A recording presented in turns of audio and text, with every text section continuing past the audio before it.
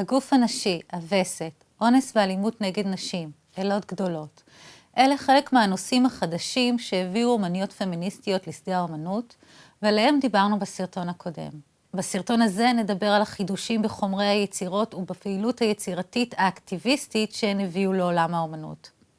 האומניות הפמיניסטיות יצרו בסוגים רבים של מדיה. הן השתמשו בפיסול ובציור המסורתיים, אבל הם גם הרבו להשתמש באומנות הוידאו והמיצג.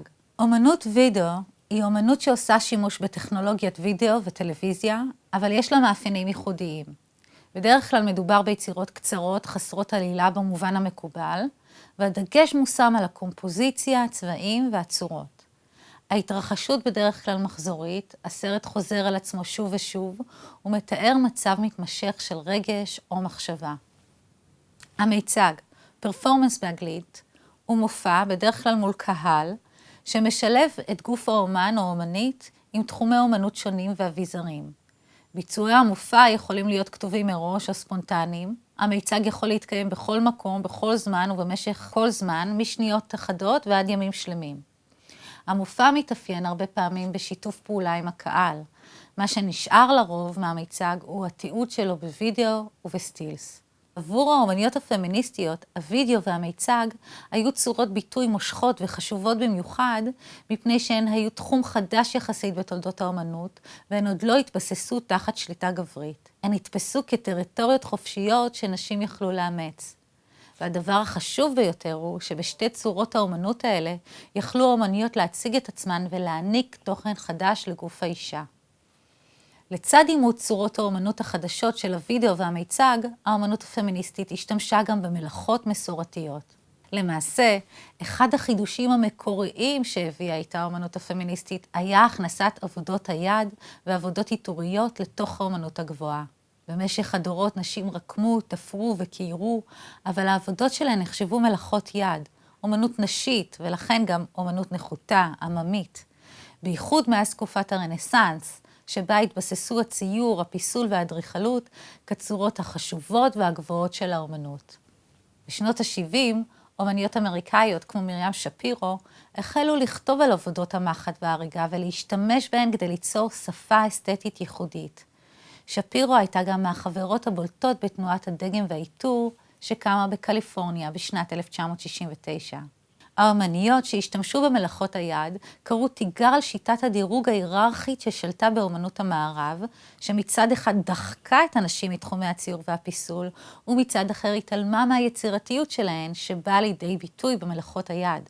האומניות הפמיניסטיות השתמשו במלאכות האלה כדי לספר את ההיסטוריה של הנשים, להתחבר אליהן מבחינה אומנותית ולכבד אותן. בואו נראה כמה דוגמאות. בשנת 1973 יצרה הרמוני המונד את היצירה עבודת רצפה, מעין שטיחון עגול שסרוג משיירי בד וסמרטוטים, שעליהם היא מרחה צבע אקריליק בוהק. היצירה שהוצגה על רצפת הגלריה חתרה תחת הערכים האומנותיים המקובלים ואופני הצפייה המקובלים באומנות. לא רק שהיא הייתה עשויה מחומרים שנחשבים נחותים כמו סמרטוטים וחוטי צמר, אלא שהיא גם חתרה תחת המוסכמה המקובלת שיצירת אומנות חייבת להיות תלויה בדרך מכובדת על קירות המוזיאון. גם היצירה של ג'ודי שיקגו מסיבת ארוחת הערב שהזכרנו ביחידה הקודמת, התבססה על מסורות שונות של רקמה וקרמיקה שמזוהות עם נשים מתרבויות שונות ומאזורים גיאוגרפיים שונים. מסיבת ארוחת הערב נחשבת גם אחת מעבודות האומנות השיתופיות המפורסמות ביותר. בהכנת העבודה לקחו חלק יותר מ-400 משתתפים, משלב המחקר המקיף, תהליכי עיבוד הנתונים, קבלת ההחלטות ועד ייצור העבודה עצמה. שיתופי הפעולה בין אומניות היה אחת מהאסטרטגיות החשובות שהן נקטו כדי להתמודד עם הסדר הגברי הישן בחברה בכלל ובעולם האומנות בפרט. זו הייתה אמירה פוליטית מוצהרת וחשובה על סולידריות וכוח, וגם התנגדות למיתוס של האמן הגאון שרווח באומנות המערבית מאז הרנסאנס, ושהתמקד באומן שיוצר לבדו בבדידות מזהרת. שיתופי פעולה פמיניסטיים היו הצהרה על הרוח הנשית. התיאורטיקנית מרי דלי בספרה מעבר לאלוהים האב, טענה שיש להילחם למען ביטוי לדיכוי הגברי, אך מבלי לנטוש את הערכים שנחשבים מזוהים עם נשים, בהם אהבה, שיתופיות, שיתוף פעולה, טיפוח וחמלה, היא טענה שיישום העקרונות האלה יביא לחלחול הערכים הנשיים בחברה הרחבה, והם יהפכו בסופו של דבר לנחלת הכלל. רבות מהעבודות הפמיניסטיות של שנות ה-70 היו למעשה גם עבודות מחאה. בעקבות המהפכות החברתיות של שנות ה-60 בארצות הברית, הרבה מהאמניות הפמיניסטיות גילו מידה רבה של אקטיביזם. זאת אומרת, נקטו פעולה ממשית לשינוי. הן יצאו מתוך העבודות האמנות אל הקהל, אל הרחוב, אל המרחב הציבורי. לדוגמה, המיצג פעולה האלה המצרי דיאנה, שהתקיים באזור המסעדות בלוס אנג'לס על ידי קבוצת אומניות. במהלך ארוחת הערב, הן הגישו לסועדים המופתעים את הארוחות כשהן לבושות במדים מרובי שדיים עשויים מלטקס. הן הסבירו להם שהמלצריות משתכרות מתחת לשכר מינימום, גם כשהן עובדות במשמרות ממושכות מאוד.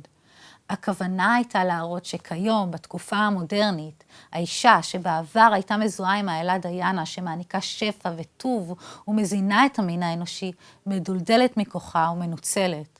היוצרות ביקשו למחות נגד השכר הנמוך של נשים ותנאי העסקה שלהן בעבודות שנחשבות נחותות, ושאין בהן חוקי עבודה מוסדרים והוגנים, וגם נגד היותן חשופות לאלימות מינית ומילולית במהלך העבודה.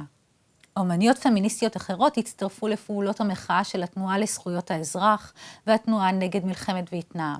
אחת מהיוצרות הבולטות ביותר בזרם הזה היא ננסי ספרו, עם סדרת המלחמה שלה, שהיא אחת מהיצירות המפורסמות והחזקות ביותר שמגנות את רעיון המלחמה לצד העבודות של פיקאסו וגויה. הסדרה של ספרו כללה ציורים שבהם מופיעים דימויים רזים, עמוסים בסמלים פאליים, לצד פצצות מתפוצצות ומסוקים. אלה סמלים שמדגישים שהכוח נמצא אצל הגברים, ואילו הנשים הן הקורבנות של הכוח הזה. עבודות מחאה נוספות היו עבודות שעסקו בגילויי גזענות, שנעשו בעיקר על ידי נשים ממוצא אפרו-אמריקאי. בטי סער נמנתה עם הבולטות שבקבוצה הזו, ויצרה עבודות שנוגעות בדיכוי הגזעי של הנשים האפרו-אמריקאיות על רקע המאבק לזכויות השחורים בארצות הברית בשנות ה-60 וה-70. העבודה המפורסמת ביותר שלה היא האסמבלאז' ששמו השחרור של הדודה ג'מיימה. אסמבלאז' הוא יצירת אומנות תלת-ממדית עשויה מחומרים שונים. הרקע של העבודה הוא דימוי של אישה שחורה מחייכת, שלקוחה מפרסומת מותג המזון הידוע, דודה ג'מיימה, שהצרכנים שלה בתקופתה של סער היו בעיקר בני המעמד הבינוני הלבן מהפרברים. בחזית היצירה יש בובה של אישה שחורה גדולה, שמחזיקה מטאטא ואוחזת בציור של אישה שחורה שבחיקת תינוק לבן. כל הדימוי הזה מזכיר את ימי העבדות, שבהם נשים שחורות שימשו שפחות שטיפלו במשפחות של אדונים לבנים, ובמקביל הוא מזכיר את מצבם של נשים שחורות בארצות הברית, שעבדו בעבודות משק הבית אצל משפחות לבנות, גם בתקופתה של סער. אבל הדימויים האלה היא מחדירה סמלים חתרניים. בקדמת הציור מתנוסס אגרוף שחור קמוץ, שהוא הסמל הידוע של תנועת הכוח השחור. ולבובה השחורה שמחזיקה מטאטא ביד אחת, היא הוסיפה רובה ביד האחרת, ובעצם ככה היא הפכה את האישה השחורה ממשרתת לאישה שמשתתפת באופן לוחמני בשחרור של עצמה. דודה ג'מיימה נהפכה מדמות פסיבית ביתית לסמל של כוח שחור. היא שחררה את עצמה גם מההיסטוריה של הדיכוי הלבן וגם מהתפקידים המגדריים המסורתיים.